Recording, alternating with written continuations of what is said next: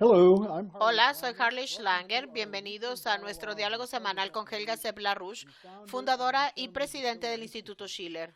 Hoy es 7 de julio de 2021. Ha habido una serie de acontecimientos estratégicos muy importantes en los últimos días, muchos de los cuales creo que serán sorprendentes para nuestra audiencia angloparlante, ya que los principales medios de comunicación en los que confían no los reportan. Helga, comencemos con la discusión que tuvo lugar entre el presidente de Francia, Emmanuel Macron, el canciller de Alemania, Angela Merkel, y el presidente de China, Xi Jinping. Eso fue bastante significativo, ¿no? Yes, I think so Sí, because creo que sí, porque acordaron reactivar el acuerdo de inversión the China-Unión Europea China-EU investment que el Parlamento agreement, Europeo this was, attacked atacó in y May by the detuvo European en mayo Parliament and halted y luego whenever impusieron the sanction sanciones de package un lado was. para el otro. Um, so it is Por important that eso es importante Angela que Merkel said that Angela she wants Merkel haya to dicho que see that quiere que se implemented as soon implemente as lo antes possible, posible and President y que el Macron presidente also Macron también said dijera that que he wants quiere to move ahead with seguir this. adelante. Now, this is Esto 4 days ocurre 4 días after después de que el the ministro foreign minister of del Lithuania, Exterior de Lituania, Gabrielius Gabrielius Landsbergis, Landsbergis, hiciera basically had declaraciones made muy a rather lamentables nasty intervention against contra Germany and Alemania France y Francia al by decir saying que that he quiere wants to convocar a call una an alianza de EU los 27 alliance of de the la Unión 27 Europea para and the acabar con el dominance of dominio de Germany Alemania y and France Francia in the en la EU, Unión Europea, básicamente basically to para unify unificar the la EU posición de la position Unión on Europea China sobre China, or o against mejor, China, contra because China, porque el actual the gobierno Lithuanian lituano government is está quite bastante hysterically histérico contra China. against China. So, that was Friday last Eso week. fue el viernes de la semana So on pasada. Monday, El lunes, President el Xi presidente Xi Jinping, Jinping, Merkel Merkel, and y Macron Macron had tuvieron a una cumbre virtual virtual summit, and they y discussed discutieron. from the readouts. I mean, Sabemos esto unfortunately, por los one informes, doesn't know, but lamentablemente from the más no se readouts, it sabe, was a solo lo que los long informes list of muestran, subjects. una lista larga de temas, Afganistán, Afghanistan, Irán, Iran, all kinds de of todo tipo de very problemas muy acute graves. issues.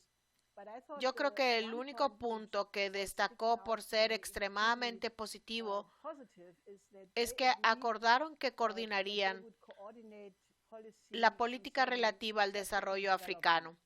Now, Hasta ahora, so China far China was the major era el country principal investing país in que ha invertido en infrastructure, in infraestructura, en railway, ferrocarriles, in all kinds of en todo projects in tipo de Africa, proyectos en África, uh, mientras que la while the EU had política de la Unión the EU Europea policy was very era muy sustentable sustainable and y green. verde. Um, now, they agreed, Acordaron, Merkel Merkel explicitly acordó agreed that explícitamente que Alemania Germany y is going Francia to participarían participate in the en la iniciativa para el initiative for desarrollo African africano. development. This is an Esta es una initiative iniciativa que basically básicamente supported and apoya coming from y the que African proviene de la Union, Unión Africana and y it's a es un very muy good buen marco de framework because trabajo the Africans porque los actually want africanos to have naturalmente quieren full development. They tener want to pleno overcome desarrollo, quieren poverty. superar They la want to have pobreza, an quieren tener efficient un sistema de salud health system in every eficiente country en to cada defeat the país para pandemic, derrotar la to fight pandemia, against para the luchar poverty. contra la hambruna. And Y I creo think que that esa combination combinación can puede llegar a actually ser bastante become útil quite useful simply simplemente because Xi porque Xi Jinping Jinping brings something aporta into the algo a la equation ecuación que which the hasta ahora los Europeans europeos so far have been lacking, no han namely a very apartado, a optimistic saber, una idea idea muy about optimista the sobre el African continente continent. africano, Now, while mientras the que los Europeans tend to europeos see tienden a ver Africa a in terms África en of términos de refugees, refugiados, la hunger and hambruna, las disease and enfermedades, all kinds of todo tipo problems, de problemas. uh, El President presidente Xi Xi Jinping Jinping ha dicho has muchas said many veces times in many en summits muchas with the cumbres con African líderes leaders, africanos, en las BRICS cumbres del summit, BRICS, always que that ve he al sees continente the africano African como el continent as having continente con el the mayor greatest potencial de development desarrollo que potential cualquiera, of any continent,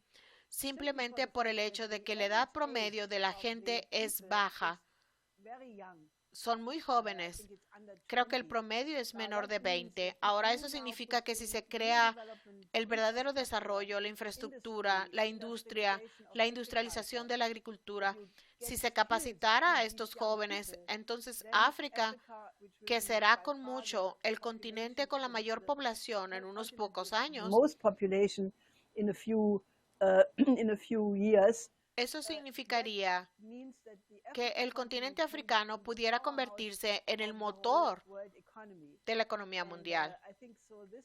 Y esto me hizo muy feliz porque uno desearía que estos líderes europeos dieran pasos positivos y creo que definitivamente este fue uno. Esto plantea la cuestión de la política de la Unión Europea en general. Merkel y Macron hablaron hace unos días sobre la importancia de hablar con Putin y recibieron una reacción violenta de algunos de los líderes de la Unión Europea. ¿Qué está pasando realmente en la Unión Europea en este momento? Parece haber una serie de actividad divisoria en torno a la comunidad LGBTQ, el asunto de la disque facción conservadora del Parlamento Europeo. Hay muchos desacuerdos y ¿cómo esto contribuye a la situación? Diría que hay algunos miembros de la Unión Europea, como Holanda, por ejemplo, que están haciendo todo lo posible para destruir a la Unión Europea. Lo que sucedió fue que Hungría implementó una ley que prohíbe que las personas pertenecientes a la comunidad LGBT, la ley dice que no se pueden enseñar esto a los niños en la escuela. Eso no significa que estén reprimidos, pueden hacerlo, que las personas que pertenecen a estos grupos pueden hacer lo que quieran. No es una cuestión de que no puedan vivir sus preferencias, por así decirlo, sino que la ley dice que esto debe mantenerse alejado de los niños. Ahora, uno puede debatir sobre eso, pero el primer ministro holandés, Mark Rutte, se volvió completamente loco y dijo que esto es una violación total de los valores europeos, que Hungría debería ser expulsada o debería salir de la Unión Europea. Y luego la presidenta de la Comisión de la Unión Europea, Ursula von der Leyen, también dijo que esto es una violación de los valores europeos. El argumento del primer ministro esloveno, Eslovenia es presidente de la Unión Europea durante los próximos 6 meses. Es un país pequeño con alrededor de 2 millones de habitantes, pero por rotación, Eslovenia es ahora presidente durante 6 meses de la Unión Europea. Y estos respaldaron a Hungría y dijo que esta cuestión de la educación sobre estos temas debería dejarse en manos de los padres y que este es un esfuerzo de los estados occidentales de la Unión Europea para imponer su voluntad a los miembros orientales de la Unión Europea que tradicionalmente son mucho más conservadores. No están interesados en la campaña publicitaria en torno a la discusión de género, así que básicamente tratan de proteger sus costumbres y sus valores tradicionales contra los esfuerzos de la Unión Europea para imponerlos. Polonia también comparte la oposición contra esto y también creo que es una opinión mayoritaria de los otros países de Europa Oriental.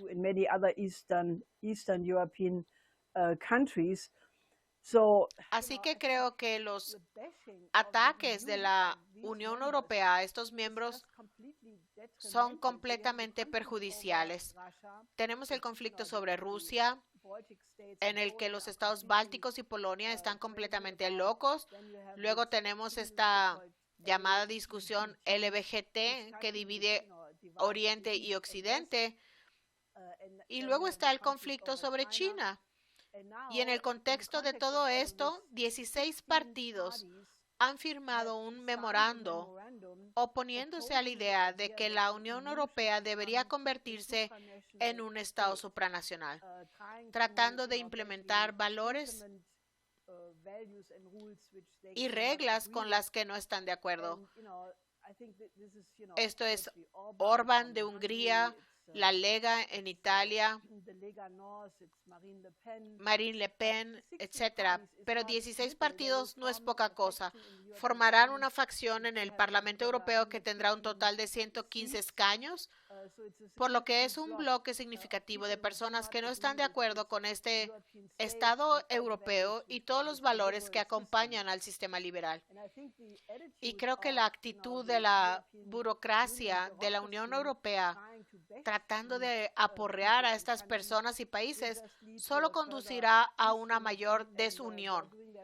Y están haciendo todo lo posible para destruir la Unión Europea, lo que, en mi opinión, no sería lo peor que podría pasar, porque no necesitamos esta burocracia supranacional. Son como están sentados en los países de la Unión Europea como un gran monstruo, chupando impuestos y entreteniendo a sus burócratas, y no representan los intereses de los miembros europeos. Entonces, si eso fuera reemplazado por lo que De Gaulle solía llamar una alianza de las patrias, sería mucho mejor. Las naciones europeas podrían unirse como una alianza de patrias y trabajar juntas, y no necesitamos toda esta burocracia adicional. Creo que estos son acontecimientos muy interesantes, y si algunos países adoptan una actitud más racional hacia Rusia y China, como lo demostraron recientemente Merkel y Macron, todo será para mejor. Hay mucha actividad en Europa y no todo está mal. Parece que esto es coherente con el impulso del Grupo de los Siete y la cumbre de la OTAN por un orden unilateral basado en reglas que obviamente tiene oposición. Hay oposición al gran reajuste, al nuevo trato verde, y estamos viendo que algo interesante se está desarrollando en Afganistán, donde Estados Unidos y supongo que las fuerzas de la OTAN se van. Y ahora todo el asunto es el pánico de, bueno, ¿qué va a pasar ahora? ¿Se convertirá en un escenario para futuros ataques terroristas? Pero subyacente a esto está la pregunta de cómo se podría llevar estabilidad a la región. Y sé que has hablado a menudo sobre las perspectivas de incorporar la iniciativa de la Franja y la Ruta como una de las formas de organizar a los vecinos para salvar Afganistán de lo que de otro modo será una catástrofe. ¿Cómo funcionaría esto, Helga?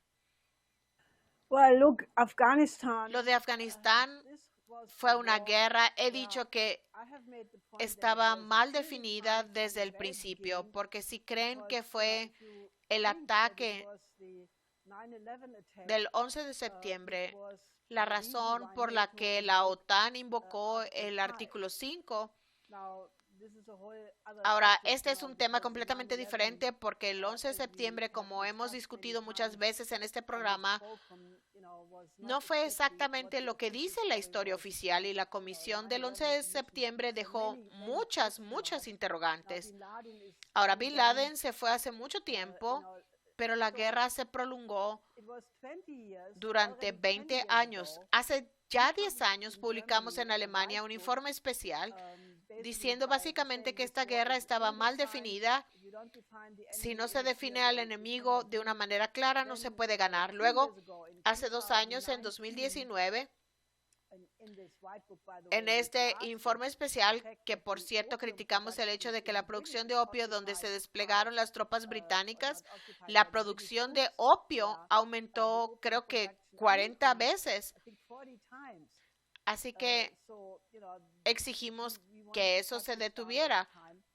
Luego, hace 2 años, el Washington Post publicó los documentos de Afganistán, que era esta historia increíble en la que habían entrevistado a 400 testigos presenciales, y todos, incluido Rumsfeld y otros generales, decían: no tenemos idea de lo que estamos haciendo aquí. ¿Quién es el enemigo? Estaban completamente desorientados, no entendían Afganistán, y los líderes militares estaban de acuerdo al decir que la guerra iba terriblemente, pero públicamente decían lo contrario. Así que ahora se van después de 20 años en una operación de la noche a la mañana, donde ni siquiera informaron a sus colaboradores afganos que se irían. Apagaron las luces para que no los vieran. Quiero decir, esto es un poco vergonzoso después de 20 años, y la lección es, obviamente, que no se puede ganar en Afganistán con medios militares. Esa fue la lección de la Unión Soviética, que luchó durante 10 años. El fracaso de Afganistán fue una de las razones que contribuyeron al colapso de la Unión Soviética. y Estados Unidos y la OTAN estuvieron allí durante 20 años, dejándolo en condiciones terribles. No se logró nada, sino el que murieran varios miles de soldados estadounidenses. 59 soldados del ejército alemán murieron. Creo que el costo fue de $2 billones para Estados Unidos y muchos miles de millones para Alemania, por ejemplo. Por lo tanto, debemos llegar a la conclusión de que debe adoptarse un enfoque diferente. Cuando la Unión Soviética se derrumbó, después de que Estados Unidos y otros habían promovido a los mujahedines y les dieron armas y dinero y todo eso para prepararlos para una lucha contra la Unión Soviética, cuando eso se colapsó, todas estas redes se extendieron a Pakistán, a Asia Central, a Chechenia, a Xinjiang, y muchos de los problemas de terrorismo que los chinos tienen en Xinjiang se debe a los musulmanes radicalizados que salieron de esta lucha en Afganistán. Si miramos ahora la situación, la producción de drogas en Afganistán aumentó en un 45% en el último año. Afganistán produce más del 80% de toda la producción de opio del mundo. Ahora bien, si simplemente se abandona la situación y no se hace nada para alentar e incitar a cambiar eso, el peligro es que las diferentes fuerzas en Afganistán aumenten la producción de drogas para financiar cualquier operación militar que estén llevando a cabo. El Estado Islámico, ISIS, se encuentra ahora en el norte de Afganistán. Entonces creo que debería haber un análisis serio. Afganistán es una de las regiones obvias donde un cambio de la geopolítica a la cooperación es el enfoque razonable. Hemos estado impulsando un plan de desarrollo económico para Afganistán y toda la región durante muchos años. Y, por ejemplo, en 2012, el representante ruso para la lucha contra las drogas, Viktor Ivanov, había propuesto por el lado ruso un plan de desarrollo bastante extenso. La idea era que las ciudades científicas de Siberia debían movilizarse para la industrialización de Afganistán y otros países de Asia Central. Y querían que esa propuesta, que era una propuesta integral, fuera tema de una cumbre del Grupo de los 8. Si la gente recuerda, el Grupo de los 7 expulsó a Rusia en 2014, por lo que se convirtió en Grupos de los 7, y lamentablemente esa cumbre nunca se llevó a cabo. Pero ahora está muy claro que la única forma de estabilizar la situación en Afganistán, de tener alguna esperanza de mejorar los derechos humanos de las mujeres, de la educación, es tener un verdadero plan para el desarrollo industrial, trayendo infraestructura, industria, modernizando al país, haciéndolo rico. Y de esa manera se pueden efectuar los cambios que obviamente son importantes. El presidente anterior, Hamid Karzai, dijo muchas veces que daría la bienvenida a la nueva ruta de la seda en Afganistán. Y los chinos han expresado claramente su interés. Los iraníes también, y Pakistán no ha permitido que las bases estadounidenses operen desde Pakistán a Afganistán, argumentando que si no pudieron ganar la guerra en 20 años, que se olviden de la idea de hacerlo desde bases en Pakistán. Mi propuesta ha sido, y lo es nuevamente, que si todos los países que están preocupados por el opio, el peligro potencial del terrorismo, se unieran, es decir, Rusia, China, India, que también está muy preocupada por Afganistán, Irán, Pakistán y también Estados Unidos deberían cooperar, no deberían haberse ido, deberían haber traído al cuerpo de ingenieros del ejército y hubieran unido sus esfuerzos con estos otros países para reconstruir Afganistán. En estas condiciones, creo que algunos países europeos también podrían querer participar en eso, porque los refugiados de Afganistán no son tan buenos en términos de que no se integran a los países europeos. Por lo tanto, existe un interés absoluto de todos los países que acabo de nombrar de dejar de pensar en términos de derrotar a la otra gran potencia con fines geopolíticos y pasar a una nueva fase y superar el subdesarrollo de Afganistán y de toda la región. La región debe tomarse como una y reconstruirse. Irak, Siria, Yemen. Hay muchas cosas por hacer para hacer que esta región sea una región próspera en el mundo. Y hay una gran tradición, la dinastía Abbasí en el siglo IX después de Cristo, que fue un periodo culminante de la cultura clásica. Y eso es algo con lo que debemos volver a conectarnos. Creo que los Emiratos Árabes Unidos lo hicieron recientemente con su misión exitosa a Marte. Eso significa dar un salto para superar los largos periodos de subdesarrollo y ponerse al día con el resto del mundo en términos de tecnologías de vanguardia. Y creo que se necesita una visión como esa para que esa región tenga paz y prosperidad. Y todos esos países que mencionaste han sido víctimas de la geopolítica que guiaron las intervenciones de Estados Unidos y europeas en la región.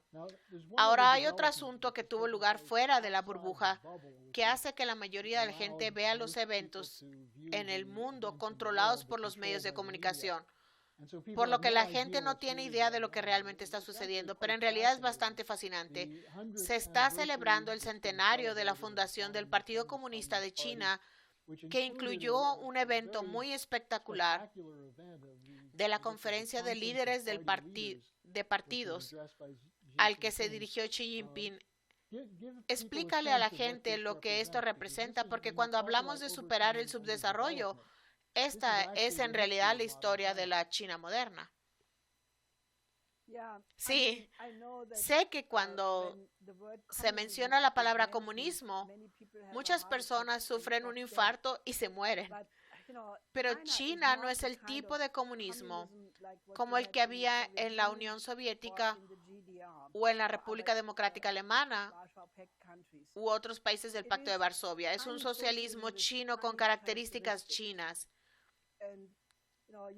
Y hay que comprender los últimos 200 años de la historia china para comprender lo que ha sucedido.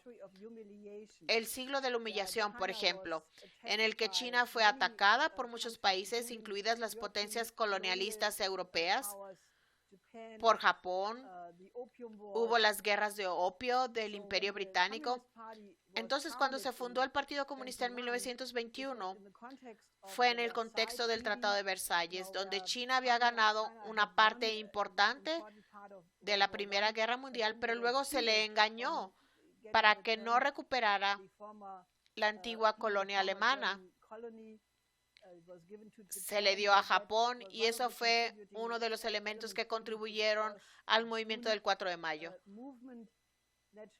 Naturalmente, el surgimiento de la joven Unión Soviética en ese momento fue una inspiración. Entonces, un pequeño grupo de cuadros empezaron a formar el Partido Comunista. Sun Yat-sen fue un factor importante al principio. Luego vino la ruptura con el KMT, el Kuomintang y una guerra civil. Finalmente, los japoneses volvieron a hacer la guerra y luego se fundó la República China en 1949. Tuvieron increíbles dificultades al principio para superar el subdesarrollo que dejaron las potencias coloniales y la guerra civil. Y solo después de 1978, cuando Deng Xiaoping, con la política de reforma y apertura, pudo desarrollarse este milagro económico chino. Solo puedo sugerir a las personas que quieran, en lugar de tener prejuicios e ignorancia sobre el tema, ignorancia que prevalece entre la mayoría de las personas, que tomen un tiempo y traten de estudiar la historia de China desde una perspectiva china. No nos ayuda en absoluto si tenemos solo una perspectiva eurocéntrica o centrada en Estados Unidos y simplemente tomar un martillo y tratar de forzar la democracia occidental en estos países. Algunos países tienen tradiciones de 5,000 años, como China, India, gran parte del Medio Oriente.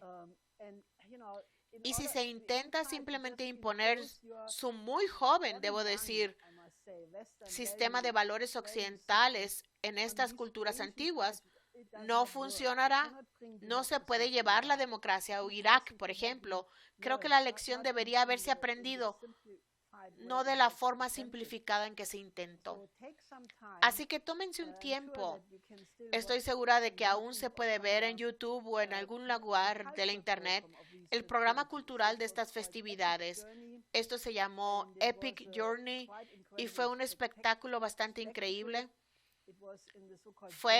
Se llevó a cabo en el Nido de Pájaro, el gran estadio ovalado que se construyó originalmente para los Juegos Olímpicos. Es una sala enorme y tiene un escenario que creo que fácilmente puede juntar a varios miles de personas en el escenario.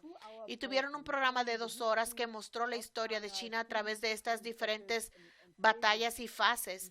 Al principio, mucha lucha, música revolucionaria y demás.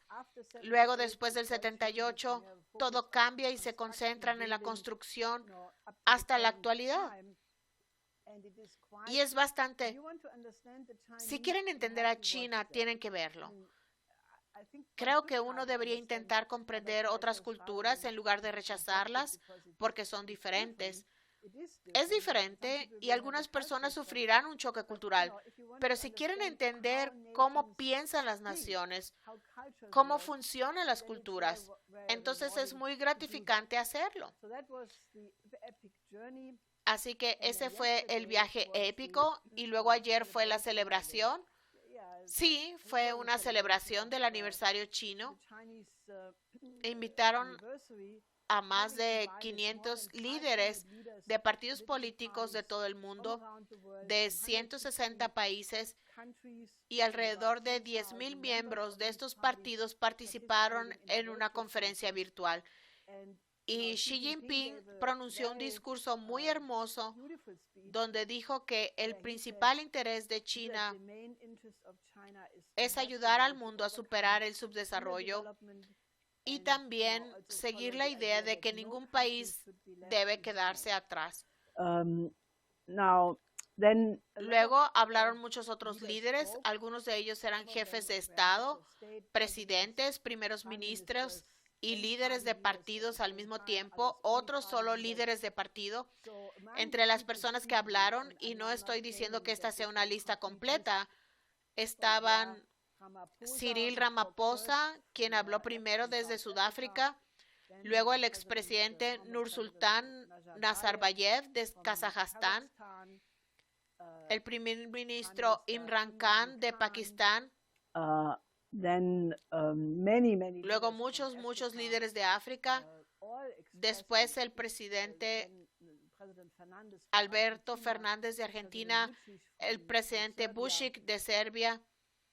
Todos ellos expresaron, yo diría, no solo simpatía, sino que realmente expresaron amistad y agradecimiento de que China les esté ayudando a superar el subdesarrollo, que les han ayudado con las vacunas, con los suministros médicos, con la pandemia, y se expresó un verdadero espíritu de amistad entre algunos de estos oradores hacia China. Entonces, creo que este fue un evento notable. Francamente, nunca había visto algo así. Y hace que esas personas en Occidente que han argumentado en el periodo reciente que China está aislada se vean ridículas, porque estaban representadas 3/4 de la especie humana por estos líderes y estos países, y todos unidos en torno a la idea de superar la pobreza en todo el mundo. Así que, de nuevo, creo que la gente debería mirarlos sin ponerse histéricos. Vean esto y traten de entender lo que está pasando. Creo que esto es algo por lo que todo el mundo debería estar absolutamente feliz. Si Estados Unidos y las naciones europeas simplemente dijeran, está bien, se está desarrollando una nueva formación, colaboraremos. Nos esforzaremos en la misma dirección y haremos un esfuerzo de beneficio mutuo para el mundo entero. Dejaremos de pensar que la guerra es la única confrontación, la guerra es el único camino que se puede seguir. Y debemos trabajar realmente en conjunto para lograr una gran visión de la humanidad. Creo que la gente debería pensar en eso. Puede que no sea lo que la gente piensa que es su interés, pero el interés real de la humanidad es que detengamos la confrontación en la era de las armas nucleares. Que la guerra no puede ser una forma de resolver conflictos. Pensemos, ¿dónde debería estar la humanidad dentro de 100 años? Bueno, queremos tener colonias en la Luna, ciudades en Marte, tener vuelos espaciales interestelares, colonizar el espacio y hacer muchas cosas maravillosas juntos. Por tanto, deberemos concentrarnos en los objetivos comunes de la humanidad y creo que este fue un paso importante en esta dirección.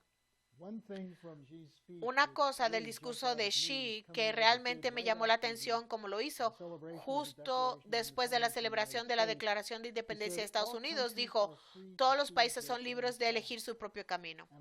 Y creo que en contraposición a esta idea de un orden unilateral basado en reglas, también es un punto de partida importante para las personas que intentan darle sentido al mundo fuera del prisma de los medios estadounidenses y británicos. Helga, gracias por acompañarnos. Fue muy interesante y nuevamente el documental se llama Viaje Épico, que la gente debería buscar en YouTube. Sí, Viaje Épico. Bueno, gracias. Nos veremos de nuevo la semana que viene. Hasta la semana que viene.